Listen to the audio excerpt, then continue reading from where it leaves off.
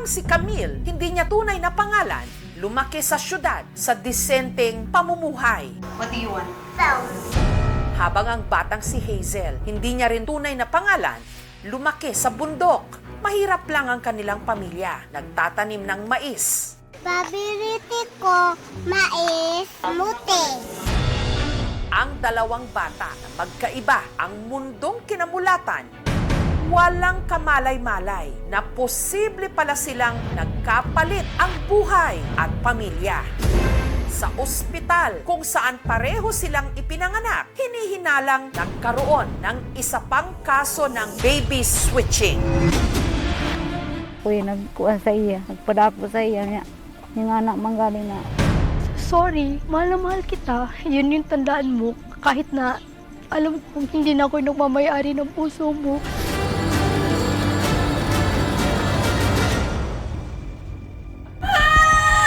Taong 2020, nung nanganak si Margie sa isang ospital sa Davao Oriental, nung may napansin silang kakaiba sa lampin na suot ng ibinalik sa kanilang sanggol. Yung franela na prepare namin is color blue. Pero yung suot ng baby na binibigay sa akin, luma na franela na color pink at parang pinaglumaan na ng ilang bata. Pagkakita ko, sabi ko, G, bibitag, ano to?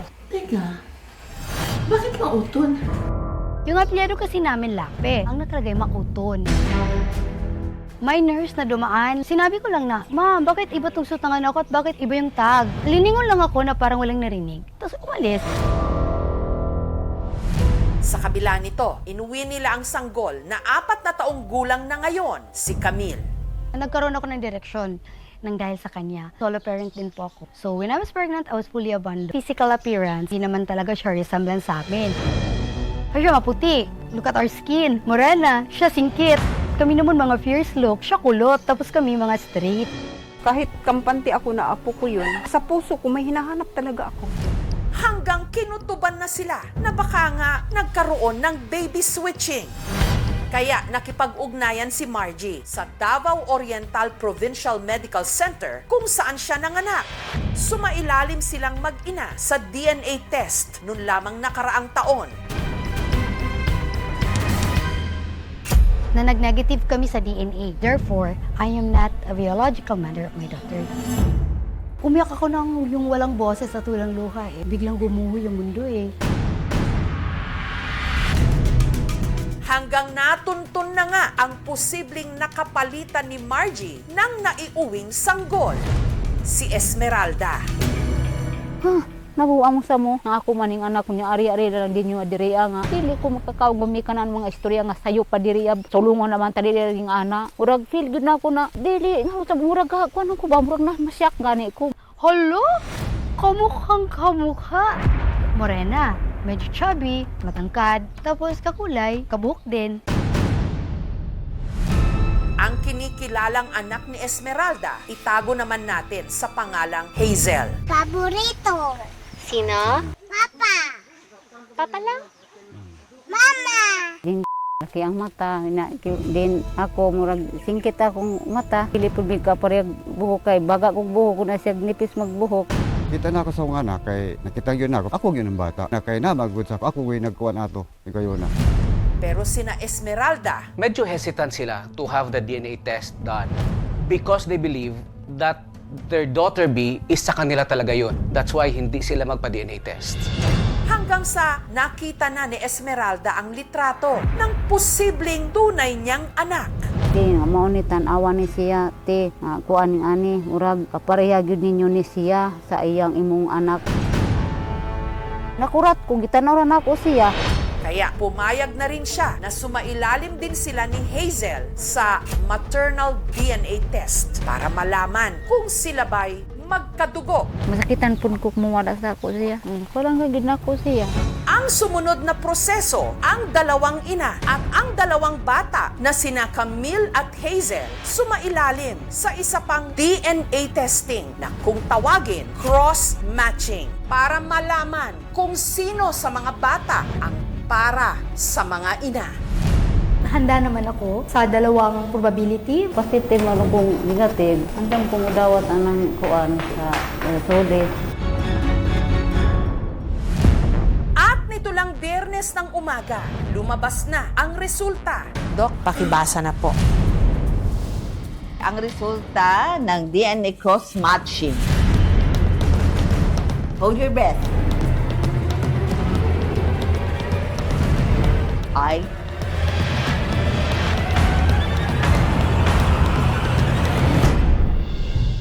Lumipad ako ng Davao City para makapanayam ang dalawang pamilya habang ang mga bata naglalaro sa isang playroom. Una po sa lahat, daghang salamat sa inyo na ibinahagi nyo yung inyong mga kwento sa aming pong programa. Gusto ko muna kayong kamustahin. Kamusta ka ba, Margie at si Nanay Gina? Excited na may halong kaba? Kasi hindi natin may pagkakaila, baka may third person pang involved, baka mag-negative na naman. Parang may pangamba din ako na ganun eh. Nanay Gina, kayo po. Kamusta ko na nakarating ko tayo sa puntong ito? Kampante na po ako, parang apo ko siya talaga.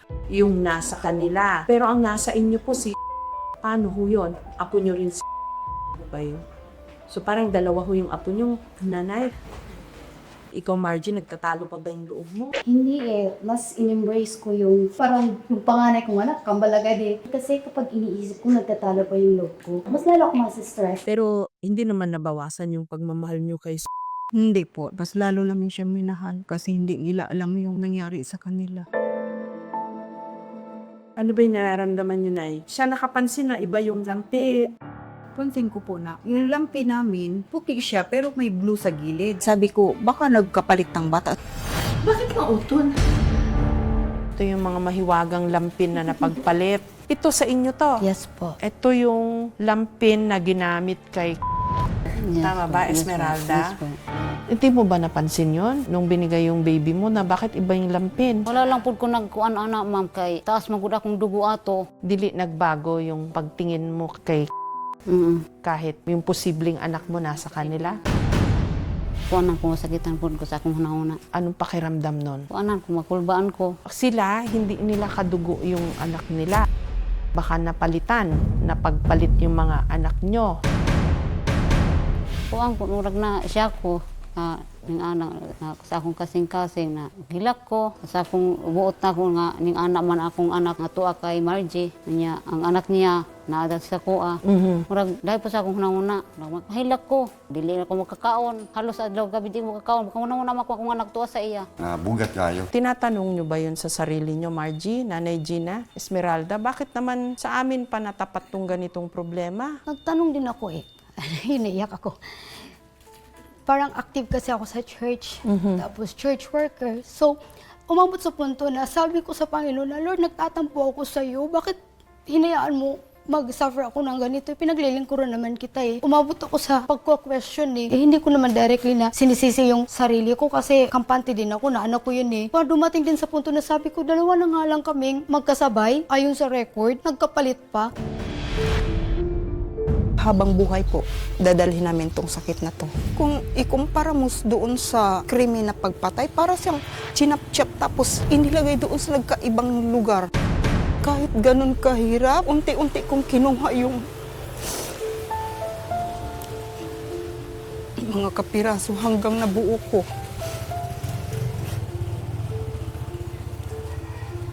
May nagbago ba dun sa mga bata mula nung nagka-idea sila na baka hindi nyo sila anak? Kami lang dalawa, nagpakandong siya, tapos sabay iyak na, Ma, I understand what's happening. I understand that I have another mom, that is Esmeralda, sabi niya, and Papa Luloy. But please, huwag mo ko isauli, kasi you're my mama forever eh.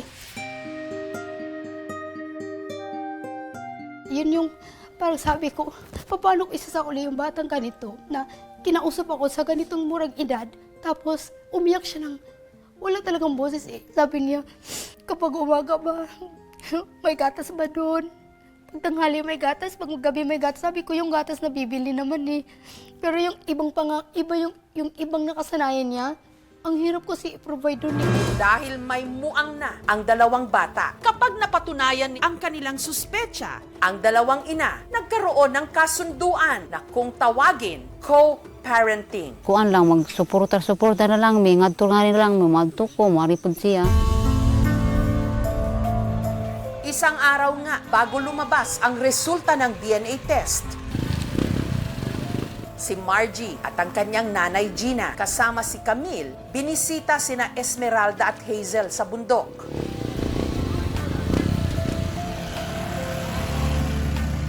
Are you not scared? Oh, that's my girl.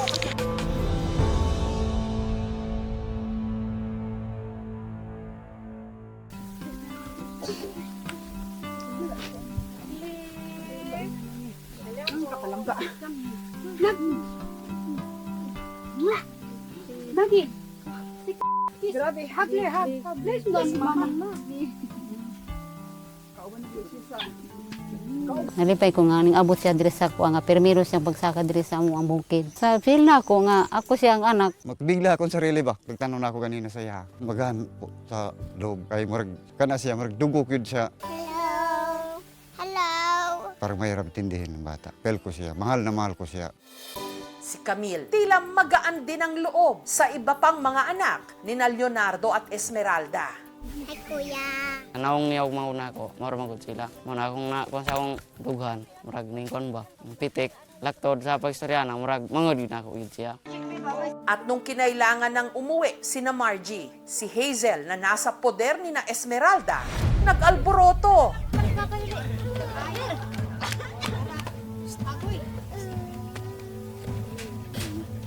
Sama ka? Yun po yung sinasabi ng puso ko. Anak ko siya. Kahit na iba yung parenting style, anak ko siya, alam ko yan. Sa puso ko, sabi ko, tapos na ang paghahanap ko.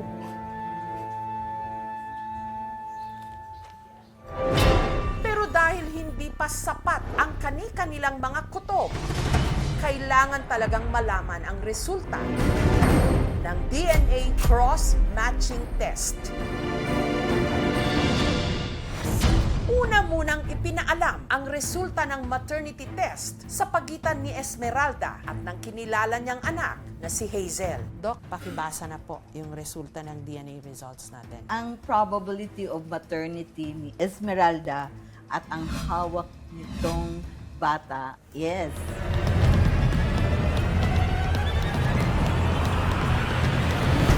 0%.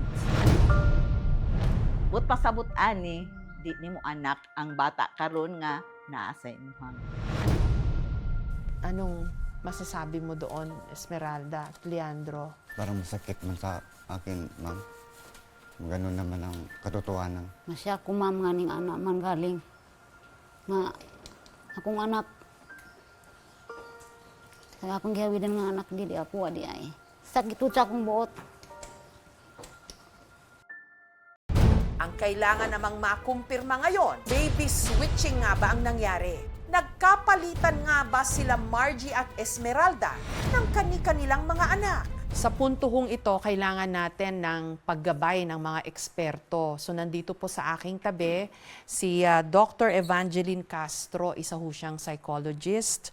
At sa akin po namang kanan ay si Attorney Iris. Bibigyan niya rin ho tayo ng payo kung sa ganitong sitwasyon ba ano ang nararapat para sa magkabilang mga pamilya. Next results, Doc. Ang resulta ng DNA cross-matching test ni Esmeralda at sa kinihilang anak nito ay it's a 99.99%.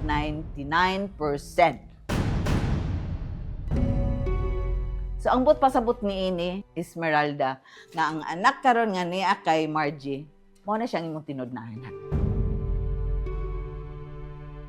Akong anak ma'am tuwa kang Marjorie. Okay lang gihapon dawaton lang nako ma'am bisag wala ko nagbuhi sa iya, wala ndako sa kuha siya nagatiman. Masaya ako kasi nahanap ko yung totoong magulang ng bata na nasa sa akin.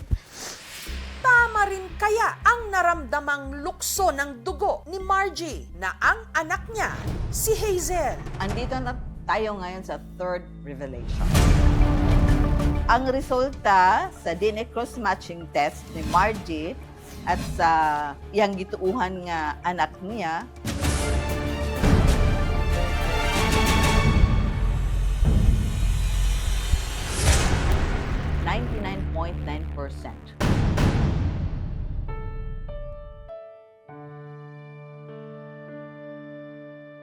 Anong reaction niyo ulit? Thankful naman ako na sila yung kinalaghan ng anak ko. So, bibisiyain ko kula.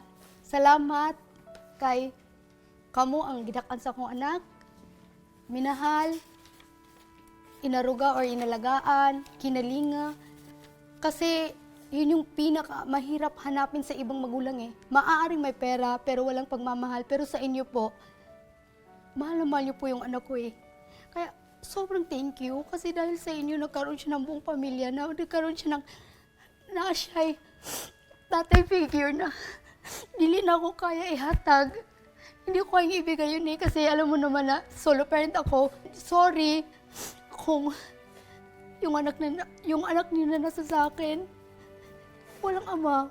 One thing is for sure, 100% mahal na mahal siya ng mga tao na kapaligid sa kanya at pinapalagi namin siya ng maayos at may takot sa Diyos. Ako to na sa bukid, unya sila nasa syudad. Oh, so nagkalaylay ang kuan kanang panginabuhian, nagkalaylay panginabuhian sa tao. So ang bata usay nakaingon, dili ang ngayon na siya didto kay lahi magud sa pikas kay diri sa kuha. Kay ako bisan tuod pobre mang yun naman ko sa nagpahis man lagod ko. Mais-mais na akong panginabuhian. Pero at least sa mga bata, maningkamot yun ko na para na ako matagaan og pagtagad. Dako ko pasalamat na ikaw nagitiman sa akong anak din ang anak nimo na diri sa kuha. Kaya ang gyapon namo kay akong mga anak nag-eskwela man so din si ako gyapon na ipasabay-sabay sa paeskwela. Si Nanay Gina, anong gusto niyo hong sabihin? Nagpasalamat po ko kay kanang bisan o naglisod ko og pangita sa bata pero ako lagi siya nakitaan tapos na ang paghahanap ko. Masaya ako kasi nabuo ko na ang apo ko. Nabuo ko ang pagkatao niya. Buo na siya. Si Nanay Gina ho ang nagsimula ng lahat ng ito eh. Siya kasi ang nagduda, kaya rin ho na i-correct kung ano po yung mali. So isipin nyo na lang, parang nagkaroon kayo ng tigda-dalawang anak. Nagkaroon kami ng biglaang kambal. Oo. Ano pa ho maipapayo nyo sa magkabilang pamilya po sa ganitong sitwasyon? We have to understand and consider the welfare of the two children. Dili siya pwede i-shortcut. Proseso gid ni to have to extend your patience. Kaysa unya, kay dako gyud na kayo ang mahitabong change. For as long as you can provide the emotional need sa mga bata, then they will grow up like normal children. Si Attorney Iris magbibigay sa atin ng payo pagdating dun sa legalidad ba at mga implikasyon. May co-parenting scheme po sila. Nire-recognize ho ba yun ng batas? Ang ating consideration is best interest of the child. And the best interest of the child is not would serve her now, but what would also serve her in the future. The best remedy that I could recommend ang pagbalik ng mga bata sa kanya-kanyang biological parent. It should reflect what is the truth. Kung ano ho yung biological? Yes po. Himuog internal na agreement. Pero dili yun din nyo siya ma-formalize into a legal written document because it is contrary to law. Ang co-parenting, it could only be a transitional remedy no? While the children are adjusting, dili siya pwede maging permanente. Nakasanayan na ng mga bata yung kanilang present na name. They could correct with correction of entries sa kanilang birth record as to the first name. But as to the family name, they could retain yung sa biological parent na. Paano po namin pagbabayarin sa maliing hospital? The hospital could also be made liable for what happened. They could be made administratively liable. You could file your complaint. You could report to the DOH for the revocation or suspension of their license. They can also be made civilly liable for damages because of the actual damage and the moral damages that you suffered. For the medical personnel nga nag-attend sa inyuha, pwede po ninyo sila ma-make liable administratively. You could lodge a complaint with the PRC for their licenses to be suspended or revoked. Ang ospital kung saan nangyari ang baby switching hindi na nagpaunlak ng panibagong panayam. Pero nung nakaraang linggo, ipinahayag ng ospital na bukas naman sila sa anuman ang kahantungan ng kasong ito. Should it be proven na may baby switching talaga? Number 1 is possibly suspension. Number 2 is removal from work. Kami from the part of the hospital will continue to improve our services, and if proven na mayroong baby switching, I will make sure na hindi ito mangyayari ulit. Gusto ko talagang magsampa ng civil case. Babayaran nila lahat ng damages na naidulot nila sa bata at sa bawat pamilya. Gusto mo na pag sila kay ano man ang kuan din paglabas na ako sa ospital nga naman mga bata nga nagka-kambyo-kambyo na unta nga mauban unta na akong tinuod nga anak. Sasayangan ako ng panahon nga kuan nga anak man. Ang mangyayari, ngayong kailangan ng kausapin ng mga bata. So una na to i-introduce ang mga bata sa matagsa-tagsa nila ka tinuod nga ginikanan. So natay step na himuon. Ato nang i-create na environment nga magkaroon sa comfortable sila sa ilang tinuod na mama. Can we talk? Listen to Mama first. I have something to tell you. I have a friend, okay? Where? You will say hello. What's her name? Later, they will introduce their name. Oh, we're scared. Oh, why you're scared? They are good. Nothing on it. Do you know her? She's Mama's friend. Yes, grab their hand. Bless. Hug. Okay. Ah, nagsusulit na mga atadyo ko. Tatag mo kay? Ay, kabarabang. Sakaw. Sakay. Nagpaila sa imo at ito ka. Nagpaila sa imo. Ano man? Hi. Mama ko. Karna. Kaila ka na. Unya, dali sa kang. Dali sa istorya sa kang. Maulaw ka. Imong nose og nose nako, pareho dili. Pareho. Imong baba og baba nako, pareho dili. Pareho. Imong mata og mata nako, pareho dili. Pareho. Oh, asa ka naliwat? Same. Perfect.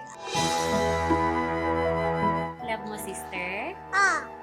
Love kita. Thank you. Everyone. Maraming comment na ano pang purpose ng pagpapa-DNA, hindi mo pala kukunin yung anak mo. Hindi lang po ako biktima. Biktima din ang kabilang panig. Kaya kung nagdidesisyon man kami, desisyon din ng both parents. Dalawang pamilya yung mag-provide ng needs. Walang aabundonahin. In-embrace namin yung extended family kasi yun yung nakakabuti. Tunay ngang ang pamilya, hindi lang nasa dugo, kundi higit lalo na nasa pagmamahal.